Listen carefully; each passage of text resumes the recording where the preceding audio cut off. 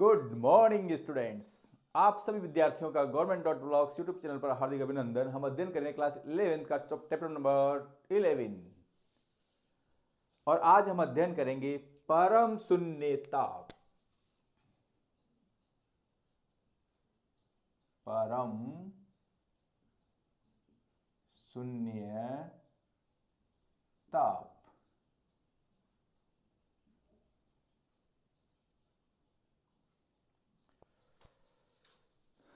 प्यारे विद्यार्थियों, हम जानते हैं कि आदर्श गैस एक काल्पनिक गैस होती है। वैसे संसार में आदर्श कुछ नहीं होता है, ना आदर्श स्टूडेंट होते हैं, ना आदर्श शिक्षक होते हैं, केवल एक नाम आदर्श होता है। तो प्यारे विद्यार्थियों, यदि गैस का आयतन निश्चित हो, यदि यदि गैस का आयतन नियत और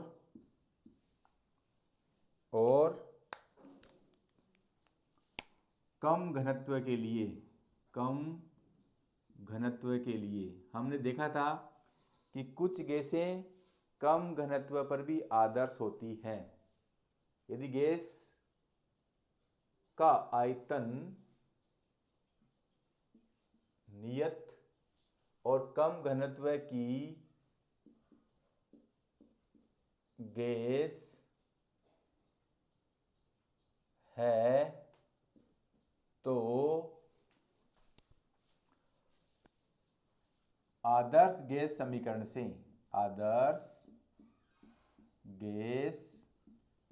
समीकरण से PV बराबर nRT। देखो, हमने यहां पर P को क्या मान लिया है? नियत।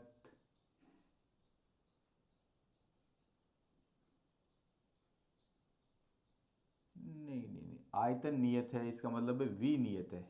V नियत है, n मोलों की संख्या है, R आपका एक सार्थक नियतांक है, तो ये नियत है और ये दोनों नियत हैं। It means P direct proportional to T।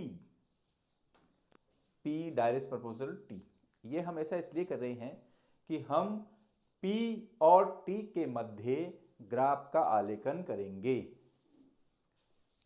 तो यदि मैं P को y एक्स पे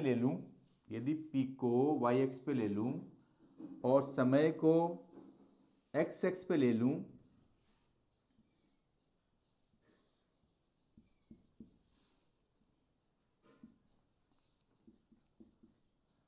ये आपका समय x एक्स पे आ गया और दाब y एक्स पर आ गया।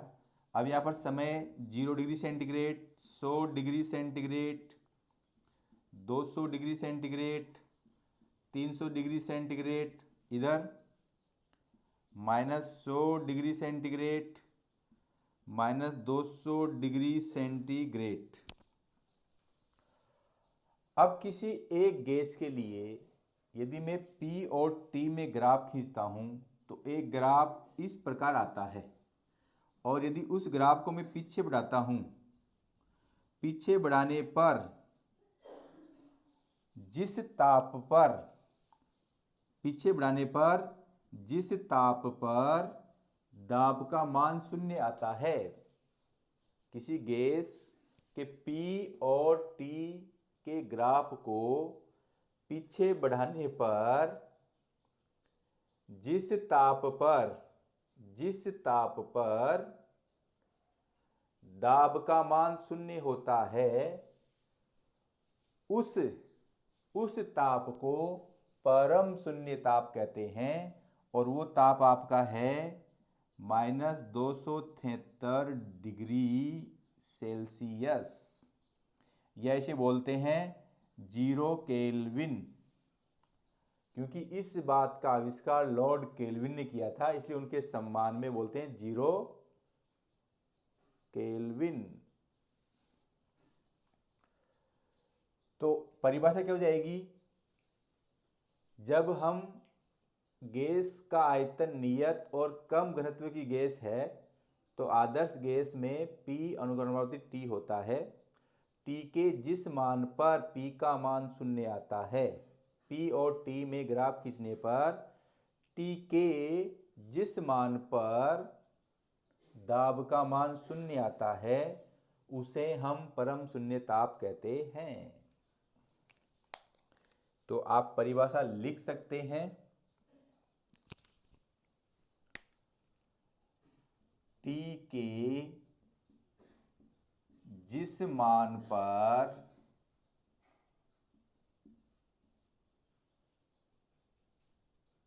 पी वह टी में ग्राफ में टी के जिस मान पर पी का मान शून्य आता है उस ताप के मान को परम शून्य ताप कहते हैं। परम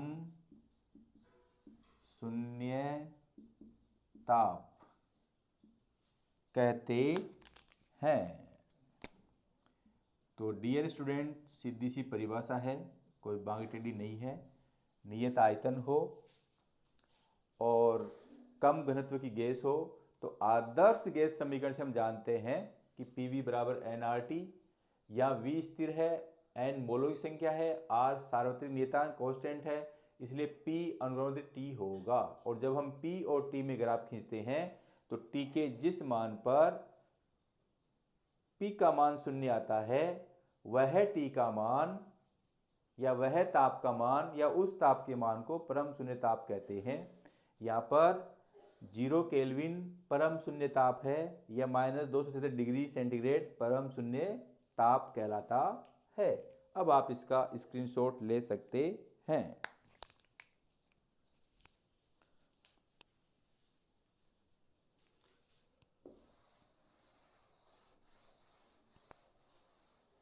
यदि हम यह चाहें, यदि हम एक से अधिक गैसें लें, जैसे मान लो कि मेरी ये कोई गैस A है, ये कोई गैस A है, यदि मैं गैस B लूंगा तभी भी जो इसका ग्राफ खींचेंगे, इसका ग्राफ खींचेंगे तो जिस ताप पर दाब शून्य होगा वो यही बिंदु आ गया। यदि मैं यहाँ पर कोई और गैस ले लूँ, गैस C ले लूँ और इसके बीच में यदि ग्राफ खींचूं तब भी वो क्या आएगा, इसी बिंदु पर आके शून्य होगा। XYZ में कोई सी भी गैस लूं, गैसों के लिए परम शून्य ताप समान होता है। ठोसों का तापीय प्रसार, नेक्स्ट टॉपिक है ठोसों का तापीय प्रसार।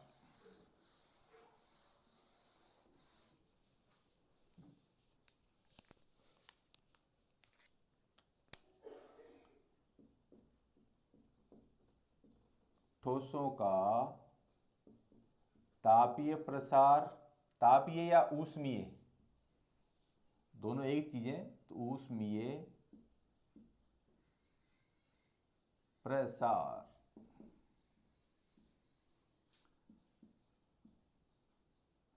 थर्मल एक्सपेंशन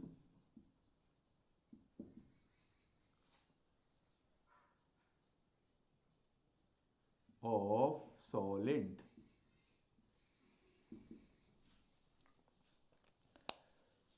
प्यारे विद्यार्थियों, ये हम जानते हैं जब किसी पदार्थ को ताप देते हैं तो उस पदार्थ के भौतिक गुणों में कई प्रकार के बदलाव आते हैं। जब किसी पदार्थ को हम ताप देते हैं या किसी पदार्थ का ताप बढ़ाने पर उस पदार्थ के अनेक भौतिक गुण बदलते हैं, जिनमें से पहला प्रभाव यह है कि उस पदार्थ का आकार में बदलाव आता है। इसमें से पहला प्रभाव क्या है, उस पदार्थ के आकार में बदलाव आता है। वैसे आप जानते हो कि जब हम किसी पदार्थ को गर्म करते हैं या ताप देते हैं तो सभी पदार्थ ताप देने पर प्रसारित होते हैं, चाहे फिर वो ठोस हो, चाहे द्रव हो, चाहे गैस हो। अब ठोसों में कौन कौन से प्रसार होते हैं, गैसों में कौन कौन से प्रसार होते हैं, इसका हम अध्ययन करते हैं।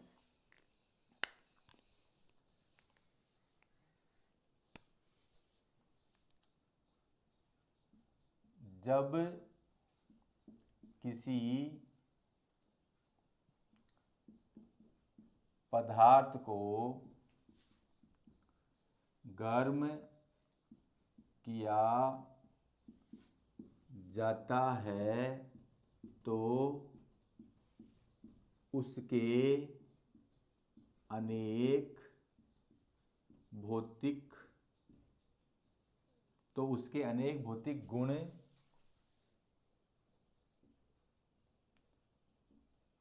बदलते हैं, जिसमें एक प्रभाव पदार्थ का आकार है। अर्थात मैं इस चीज़ को यूँ भी कह सकता हूँ, जब किसी पदार्थ को हम गर्म करते हैं या ताप देते हैं या उसे ऊष्मा देते हैं तो पदार्थ के आकार में परिवर्तन होता है।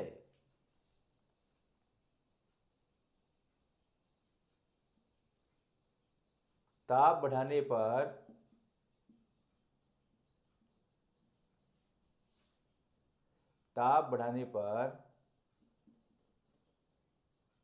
सभी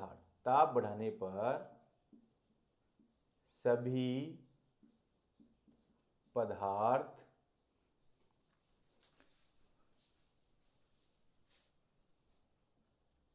प्रसारित होते हैं। सभी पदार्थ मतलब है वो ठोस भी हो सकता है, वो द्रव भी हो सकता है या गैस भी हो सकता है।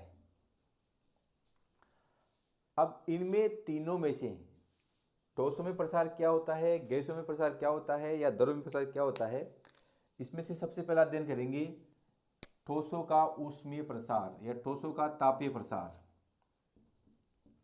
ठोसों का तापीय प्रसार।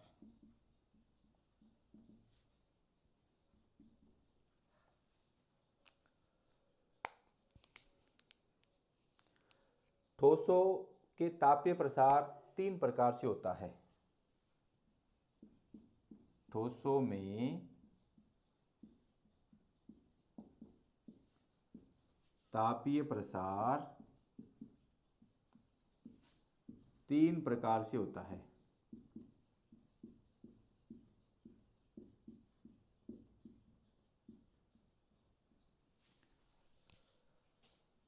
नंबर 1 है रेखीय प्रसार,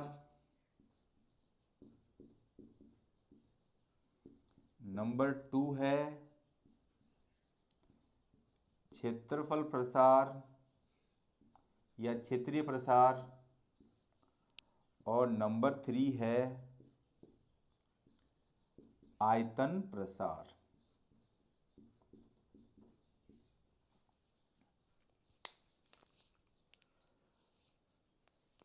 डियर स्टूडेंट्स, इसे बोलते हैं लीनियर एक्सपेंशन,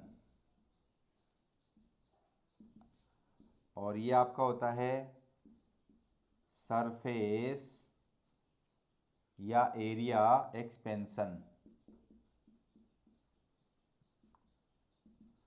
और ये होता है वॉल्यूम एक्सपेंशन।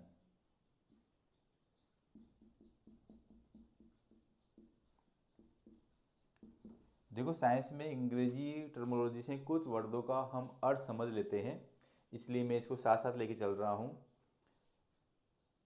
तो मैं यहाँ और लिख सकता हूँ। प्यारे विद्यार्थियों, हम सबसे पहले अध्ययन करेंगे ठोसों का तापीय प्रसार, फिर करेंगे द्रव या गैसों का तापीय प्रसार, तो मैं आपके नॉलेज की बता दूं, केवल ठोस ऐसे पदार्थ हैं जिनमें ये तीनों प्रसार होते हैं। अर्थात जो द्रव और गैस है उनमें केवल आयतन प्रसार होता है। जो द्रव और गैस होता है उसमें आयतन प्रसार होता है। तो गैसों, द्रव या गैसों में प्रसार केवल और केवल आयतन प्रसार होता है, रेखीय प्रसार और क्षेत्रीय प्रसार नहीं होता है। तो पहले हम अध्ययन करेंगे रेखीय प्रसार। तो रेखीय प्रसार में क्या है? नंबर 1, माना किसी छड़ की प्रारंभिक लंबाई, माना किसी छड़ की प्रारंभिक लंबाई L0 में L0 के ताप में अल्प परिवर्तन या अल्प वृद्धि डेल टी करते हैं। और देखो, हमने देखा है जब भी किसी पदार्थ को गर्म करते हैं या ताप में वृद्धि करते हैं तो उसके अनेक भौतिक गुण बदलते हैं, और जिनमें से एक प्रकार है पदार्थ का आकार बदलता है। ऐसे ही हम जब छड़ का ताप बढ़ाएंगे तो छड़ के ताप में परिवर्तन करने से छड़ का आकार बदल जाता है। छड़ का आकार बदल जाता है। जैसे मान लेते हैं कि आपकी छड़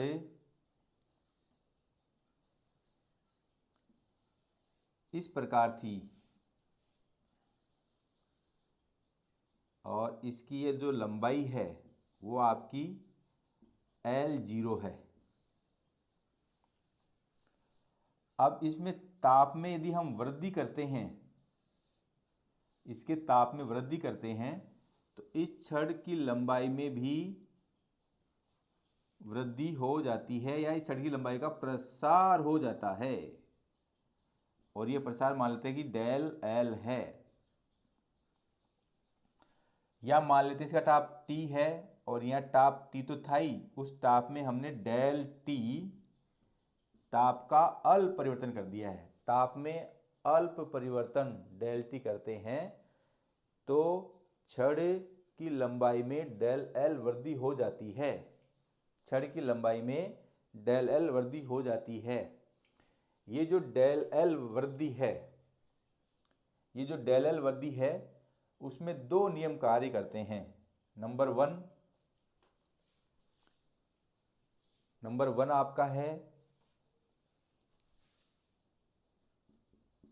छड़ की लंबाई में वृद्धि। छड़ की लंबाई में वृद्धि अपनी प्रारंभिक लंबाई के समानुपाती होती है। छड़ की लंबाई में वृद्धि अपनी प्रारंभिक लंबाई के समानुपाती होती है। और दूसरी बात आती है, छड़ की लंबाई में वृद्धि अल्प परिवर्तन, ताप में अल्प परिवर्तन के भी समानुपाती होती है। यदि इन दोनों को एक साथ लिखें, समीकरण A वह B से, तो लंबाई में वृद्धि समानुपाती L0 डेल T।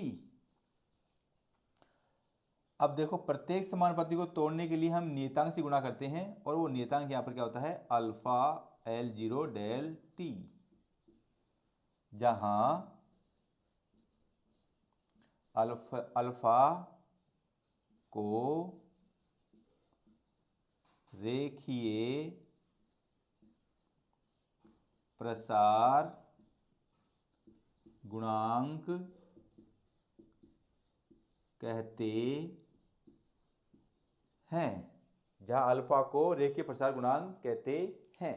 अब आप इसका स्क्रीनशॉट ले सकते हैं।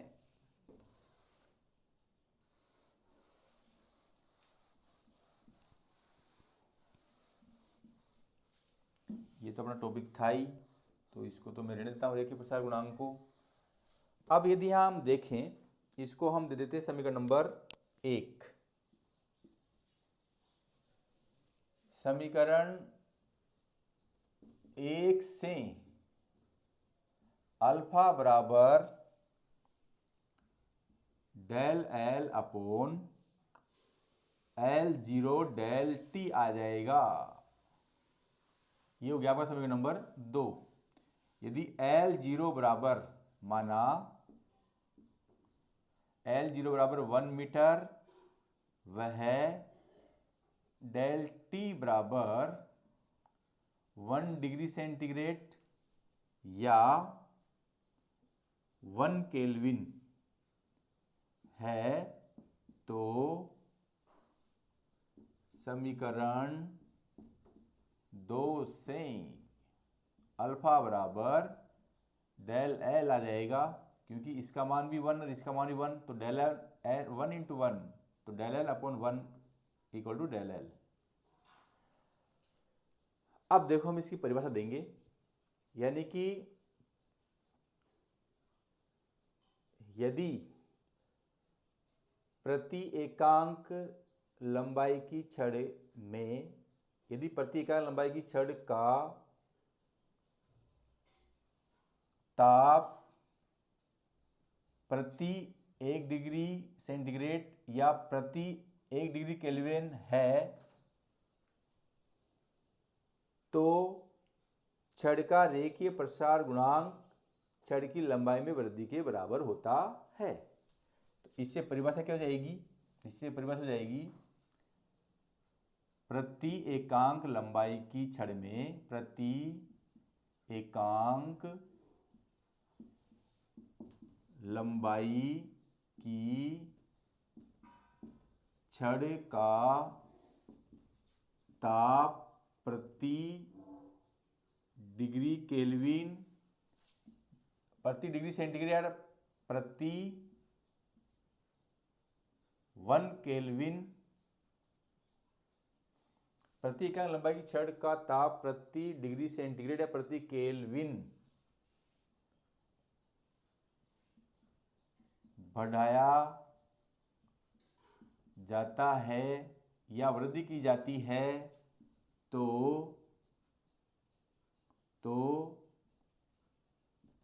छड़ का रेखीय प्रसार गुणांक, छड़ का रेखीय प्रसार गुणांक छड़ की लंबाई में परिवर्तन के तुल्य होता है। यह होगी इसकी परिभाषा। अब यदि हम देखें समीकरण 2 से लंबाई और लंबाई, यदि समीकरण 2 से रेखीय प्रसार गुणांक की इकाई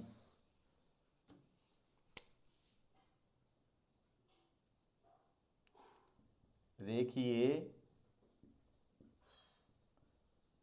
प्रसार गुणांक की इकाई,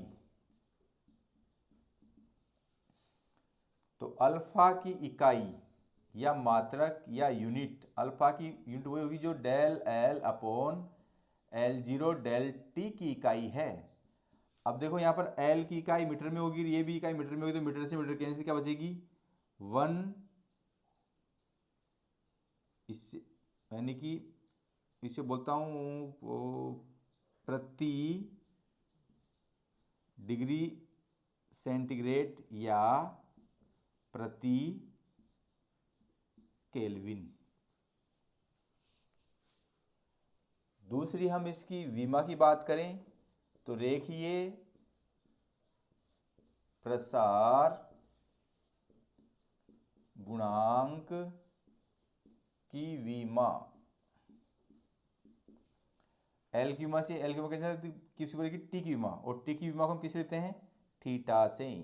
किससे लेते हैं, थीटा से। तो ये क्या जाएगी, थीटा की पावर -1, इसकी क्या हो जाएगी, वी मा। अब देखो, चाहे रेखीय प्रसार गुणांक हो, चाहे क्षेत्रफल प्रसार गुणांक हो, चाहे आयतन प्रसार गुणांक हो, उन सभी की इकाई और विमा समान होती है, वो आगे हम देखेंगे। अब पुनः आप इसका स्क्रीनशॉट ले सकते हैं। ठोसों के तापीय प्रसार में दूसरा है क्षेत्रफल प्रसार।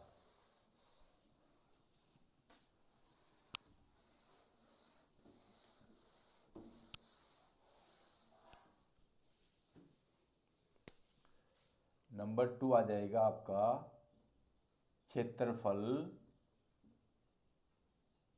प्रसार।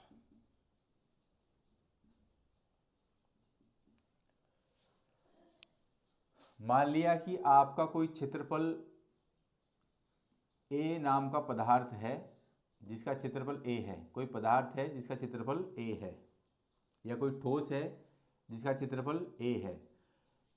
जब किसी पदार्थ को गर्म करते हैं और उसकी लंबाई और चौड़ाई दोनों में वृद्धि होती है तो उसे हम कहते हैं क्षेत्रफल प्रसार कहते हैं।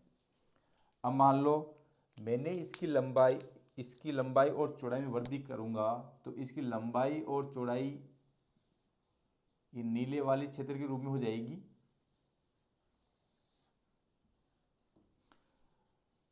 तो इसका ये क्षेत्रफल, प्रारंभिक क्षेत्रफल A0 है, और ताप देने पर या उष्मा देने पर इसका क्षेत्रफल में वृद्धि हो जाती है डेल A की।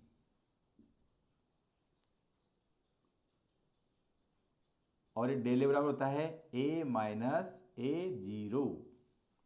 मान लें कि प्रारंभिक क्षेत्रफल A0 था, ताप देने पर क्षेत्रफल A हो गया, तो इन दोनों के क्षेत्रफल प्रति क्या जाएगा, डेल A बराबर A माइनस A0।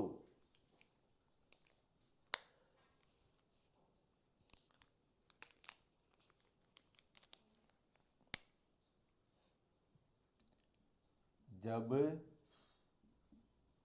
ठोस को गर्म या ऊष्मा देने पर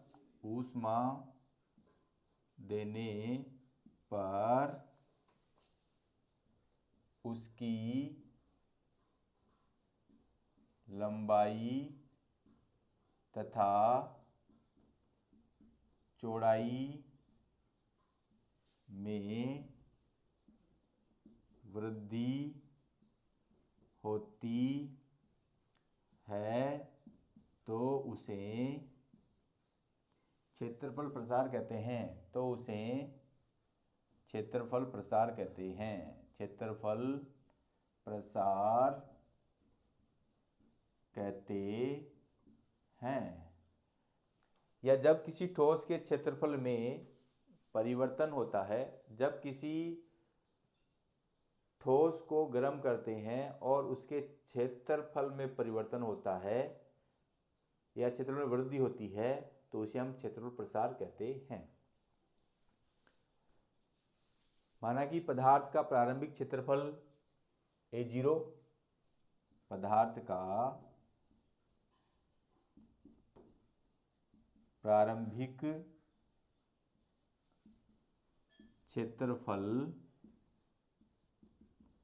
A0 और पदार्थ का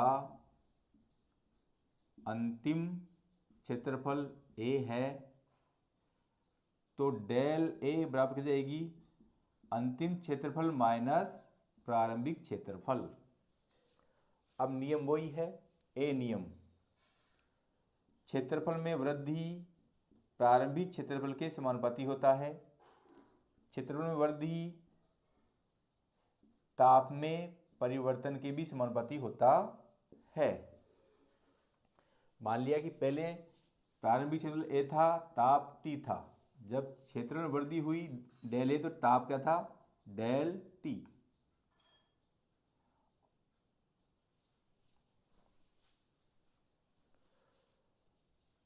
A और B से A वह समीकरण, A वह B से डेल ए समानुपाती A0 डेल टी। अब देखो समानुपात चिन्ह को तोड़ने के लिए हम एक नियतांक का गुणा करते हैं और वो नियतांक यहाँ पर क्या आएगा, बीटा। जब बीटा एक समानुपाती नियतांक है जिसे बीटा बराबर है क्षेत्रफल प्रसार गुणांक। बीटा क्या है, क्षेत्रफल प्रसार गुणांक। अब यदि इसे मैं समीकरण नंबर 1 दे दूं तो समीकरण 1 से बीटा बराबर हो जाएगा del A upon A0 del T. अब मैं माना कि A0 बराबर 1 वर्ग मीटर तथा डेल टी बराबर 1 डिग्री केल्विन है, तो समीकरण 2 से बीटा बराबर डेल ए, ऐसा हम इसलिए कर रहे हैं कि जो क्षेत्रफल प्रसार गुणांक है उसकी परिभाषा हमें निकालनी है। प्रति एकांक क्षेत्रफल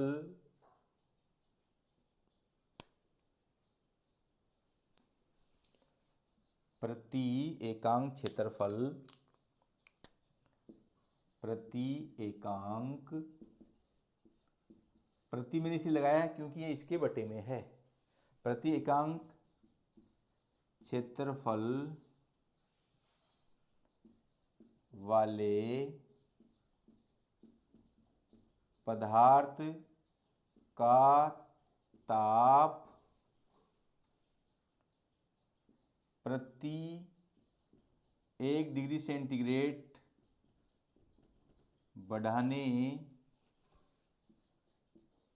पर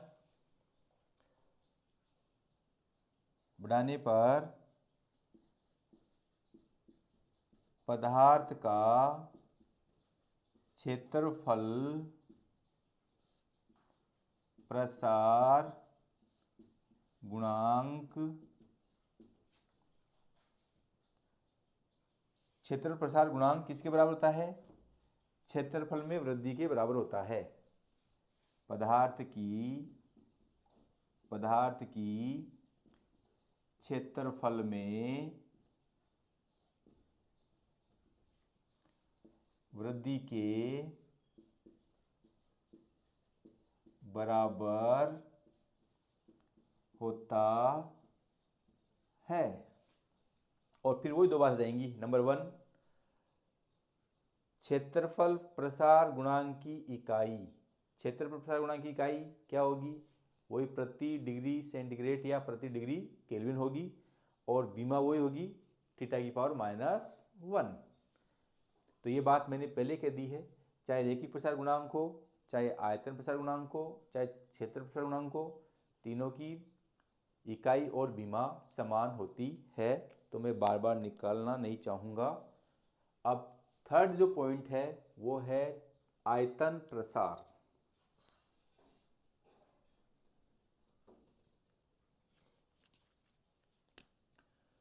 वॉल्यूम एक्सपेंशन।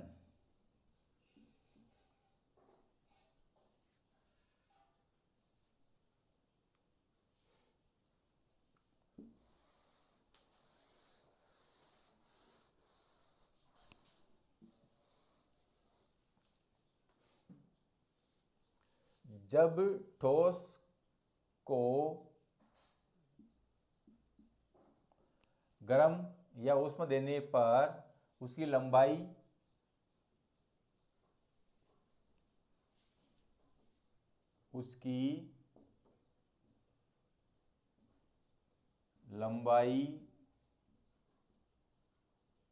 ऊंचाई और चौड़ाई में वृद्धि होती है तो उसे आयतन प्रसार कहते हैं।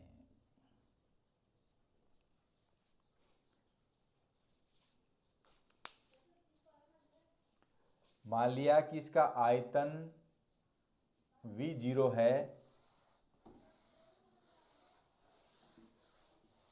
मान लिया कि इसका आयतन V0 है,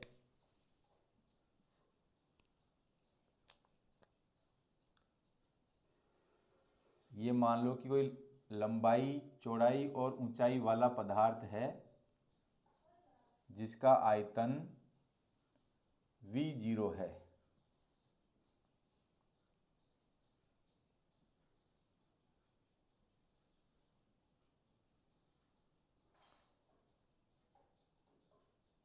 अब इसमें हम कुछ वृद्धि कर रहे हैं जो कि ये पीले कलर के रूप में है।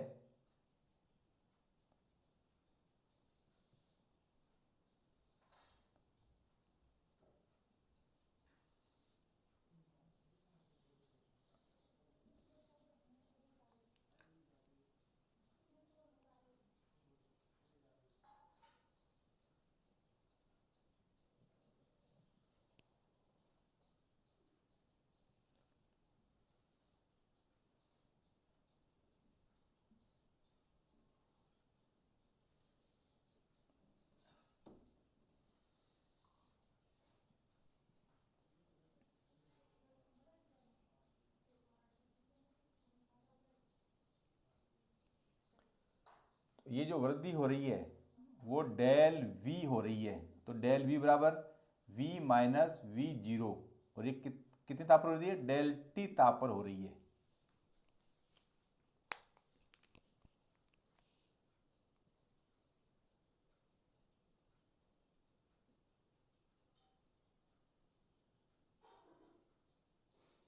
देखो कुछ मिसिंग है जी, और मिसिंग क्या है उसको दूर करते हैं पहले।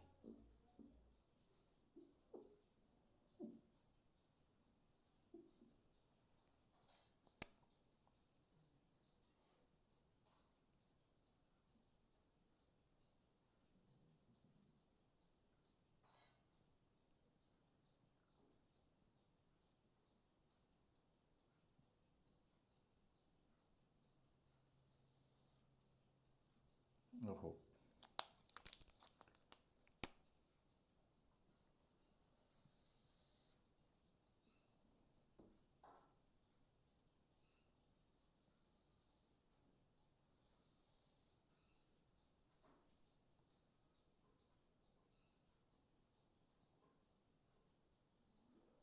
अभी ये मिसिंग ही है।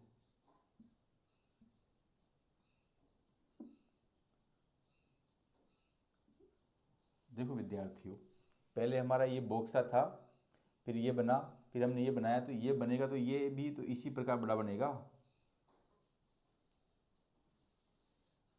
ये बन गया है, इससे ये आपका जॉइंट हो जाएगा, ये आगे बढ़ जाएगा, और इससे ये जॉइंट हो जाएगा, इसके पिलर आ जाएगा, इसके पिलर आ जाएगा, और इससे ये जॉइंट हो जाएगा, और इससे ये जॉइंट हो जाएगा, तो इस प्रकार ये बन जाता है।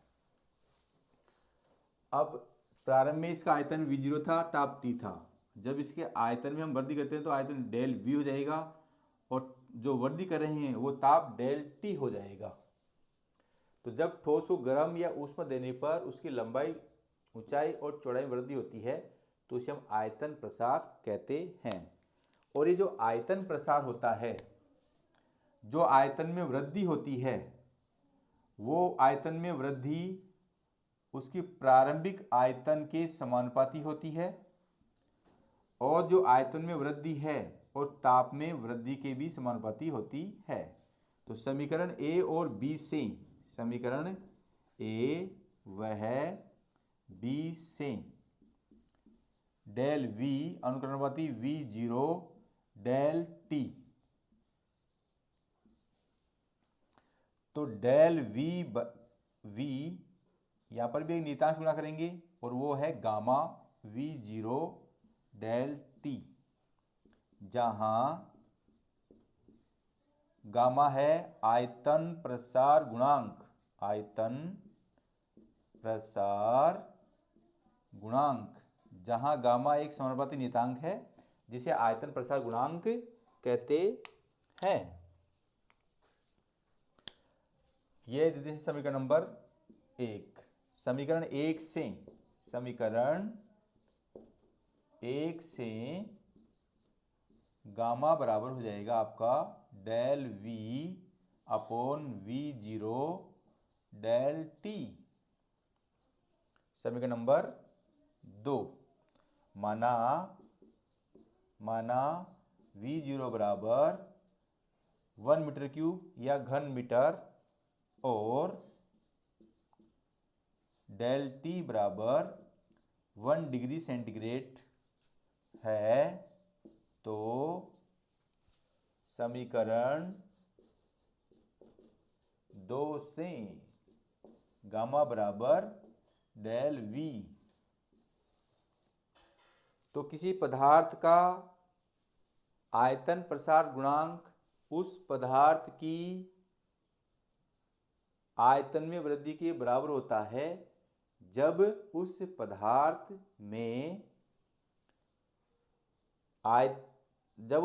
का आयतन में प्रति एकांक घन मीटर का ताप प्रति डिग्री सेंटीग्रेड बढ़ाया जाता है।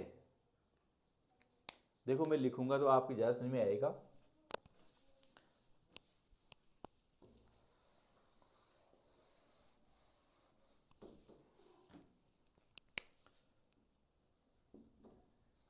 प्रति एकांक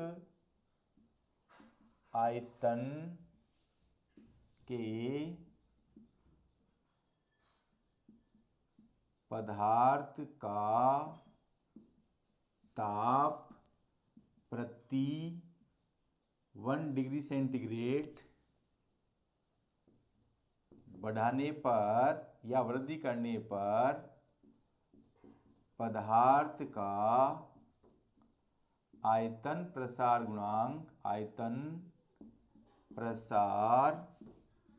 गुणांक पदार्थ के आयतन में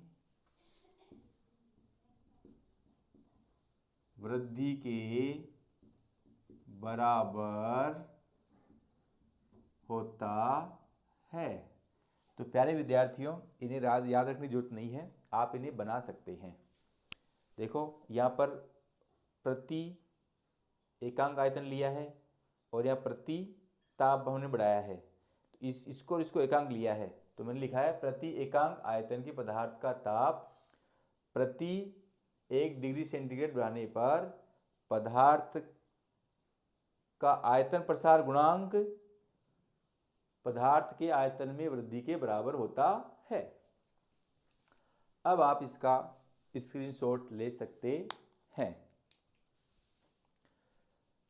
हमने देखा था जब हम किसी पदार्थ को गर्म करते हैं तो उसके अनेक भौतिक गुणों में परिवर्तन होता है, जिसमें पहला परिवर्तन होता है उसके आकार में, और ये आकार में परिवर्तन पदार्थ के ठोस, द्रव और गैस के रूप में हो सकता है।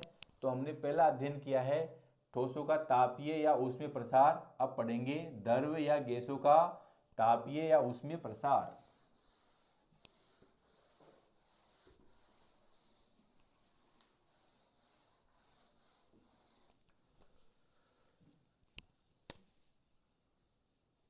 द्रव या गैसों का ऊष्मीय या तापीय प्रसार, तो यहां पर हो जाएगा लिक्विड ओवर गैस। प्यारे विद्यार्थियों, द्रव और गैसों में केवल आयतन प्रसार होता है। द्रव और गैसों में ताप बढ़ाने पर केवल आयतन प्रसार होता है।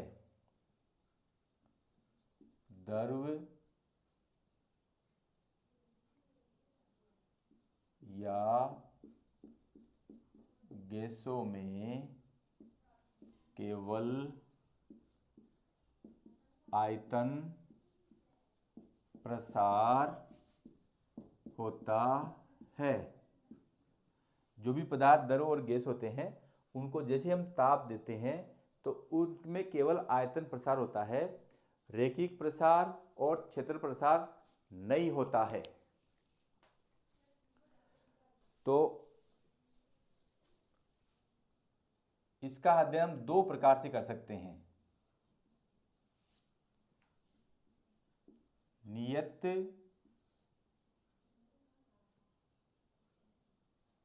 दाब पर आयतन प्रसार,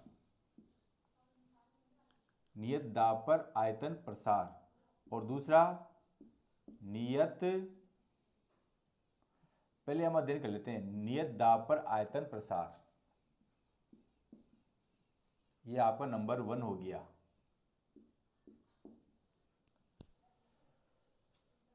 देखो, आदर्श गैस समीकरण से हम क्या जानते हैं? आदर्श गैस समीकरण से PV बराबर nRT, समीकरण नंबर 1। देखो यहां पर नियत दाब है तो समीकरण 1 का नियत दाब पर अवकलन करने पर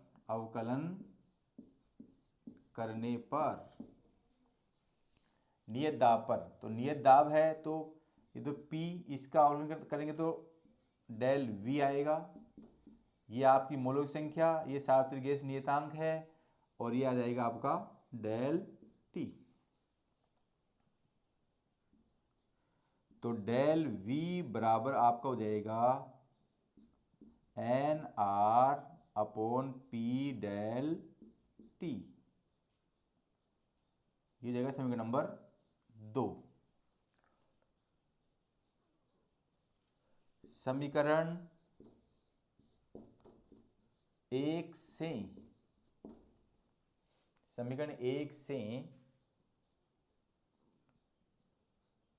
V बराबर, समीकरण 1 से V बराबर NR T अपॉन P, तो that simplifies V upon T बराबर NR P, समीकरण नंबर 3। अब देखो समीकरण 3 NRP का मान यहाँ से उठा के यहाँ पे रख देंगे। देखो इस यहाँ से उठा के यहाँ रख देते हैं, तो समीकरण 2 और 3 से, समीकरण 2 वह 3 से डेल V बराबर ये NR अपॉन P बराबर कर देंगे V अपॉन T, तो क्या जाएगा V del T upon T।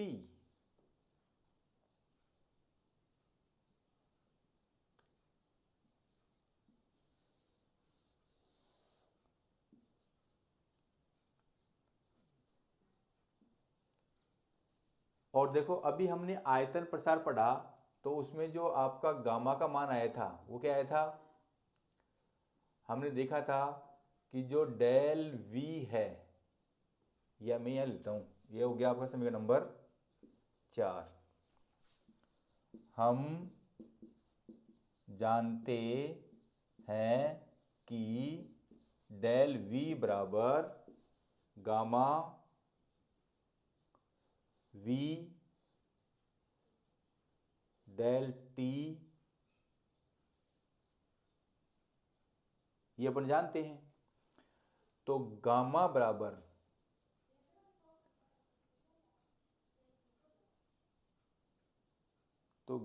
बराबर ये देखो, ये मैं लिखता हूं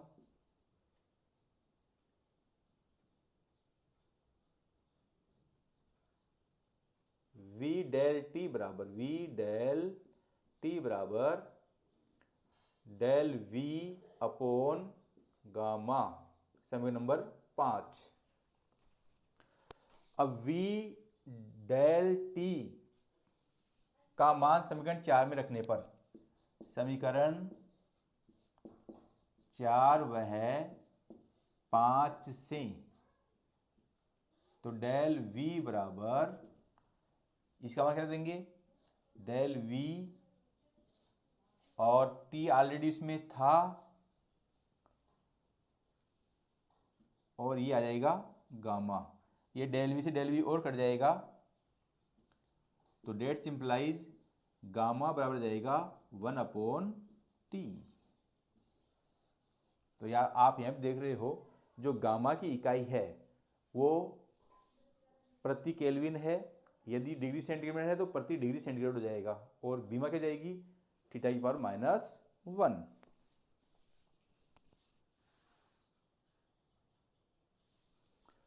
अब जो दूसरा इसमें केस है, दूसरा जो केस है वो है नियत आयतन पर, नियत आयतन पर आयतन प्रसार।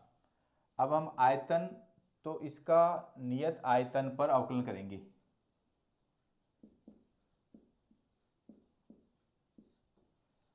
तो नियत आयतन पर करेंगे तो ये आ जाएगा v डेल p, इसमें कोई प्रश्न होगा ही नहीं, ये दोनों कांस्टेंट, ये आ जाएगा।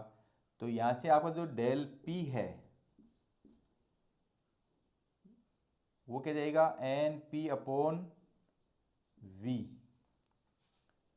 और समीकरण 1 से p बराबर nRT/v आ जाएगा। अब देखो P/T बराबर nR/v हो जाएगा। अब nR/v का मान यहाँ रख देते हैं समीकरण 2 और 3 से, तो डेल v बराबर क्या हो जाएगा, तो डेल v की जगह क्या हो जाएगा, डेल p बराबर डेल t, ऐसा कैसे रहेगा, और यहाँ पर क्या जाएगा, P/T।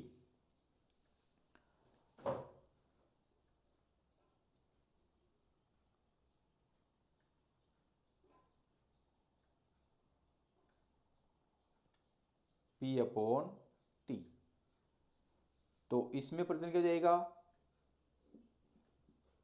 डेल p बराबर गामा आ जाएगा, और p डेल t आ जाएगा।